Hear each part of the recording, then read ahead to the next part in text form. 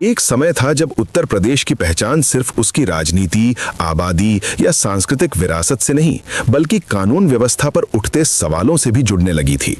बड़े बाहुबलियों, रंगदारी, जमीन कब्जे, ठेकेदारी नेटवर्क और स्थानीय स्तर पर राजनीतिक संरक्षण की चर्चा आम थी। ऐसा कोई दिन नहीं होता था जब दंगे फसाद न हो और सरकार कार्रवाई के बदले इन दंगों पर अपनी राजनीतिक रोटियां सेकती थी। हर एक बाहुबली जो सरकार को फायदा पहुंचाता था, सरकार उसे संरक्षण देने का काम करती थी। चाहे वो अतीक अहमद हो या मुख्तार अंसारी, सारे सरकार द्वारा पाले हुए गुंडे थे। 2017 में योगी आदित्यनाथ के सत्ता में आने के बाद सबसे बड़ा बदलाव सिर्फ कार्रवाई में नहीं, बल्कि स्टेट मैसेजिंग में दिखा। सरकार ने साफ संकेत दिया कि अब प्रशासन जीरो टॉलरेंस की भाषा बोलेगा। इसी दौर में गैंगस्टर्स पर गैंगस्टर्स एक्ट के तहत केस, अवैध संपत्तियों पर कार्रवाई, एंटी भूमाफिया पोर्टल जैसी व्यवस्थाएं और पुलिस की आक्रामक छवि को लगातार आगे बढ़ाया गया। पहले क्या होता था, अपराधी खुलेआम घूमते थे और सिस्टम उनसे डरता था। अब सीन उल्टा हो गया, सिस्टम सीधा उनके घर तक पहुंचने लगा। 2017 के बाद सिर्फ बातें नहीं हुई, ग्राउंड पर एक्शन दिखा। पुलिस के एनकाउंटर बढ़े, माफियाओं पर केस लगने लगे और जिनकी करोड़ों की संपत्ति थी वो देखते देखते मलबा बन गई।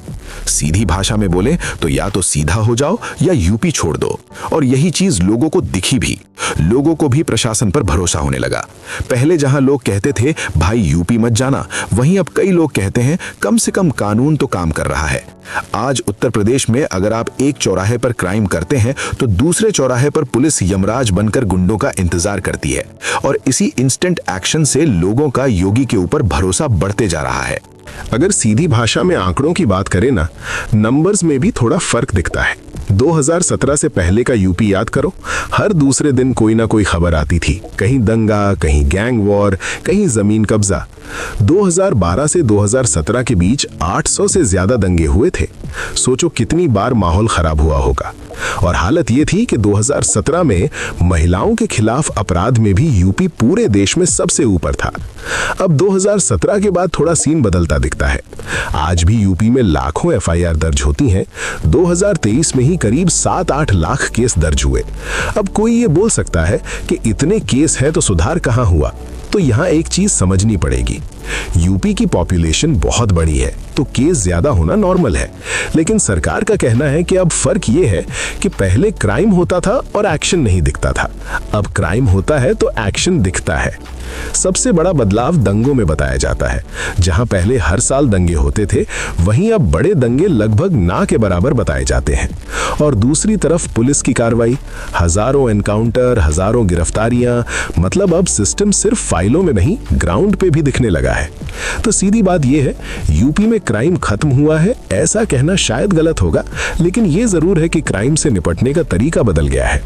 योगी राज में माफियाओं के बीच भय का माहौल बना है। अब बात करते हैं सबसे बड़े असर की, डेवलपमेंट।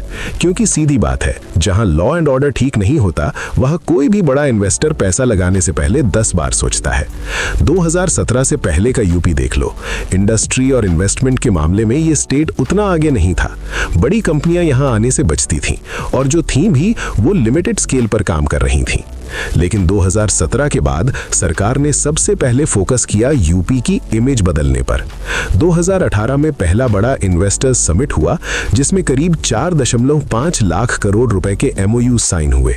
इसके बाद 2023 ग्लोबल इन्वेस्टर्स समिट में ये आंकड़ा और बड़ा हो गया, करीब 33-35 लाख करोड़ रुपए के इन्वेस्टमेंट प्रपोजल्स आए। अब कोई ये बोलेगा कि एमओयू तो साइन हो जाते हैं, ग्राउंड पर क्या आता है? तो ग्राउंड पर भी मूवमेंट दिखा है। सरकार के मुताबिक लाखों करोड़ के प्रपोजल्स में से कई लाख करोड़ के प्रोजेक्ट्स ग्राउंड पर आ चुके हैं या कंस्ट्रक्शन फेज में है। लाखों लोगों के लिए एम्प्लॉयमेंट जनरेट होने का दावा किया गया है।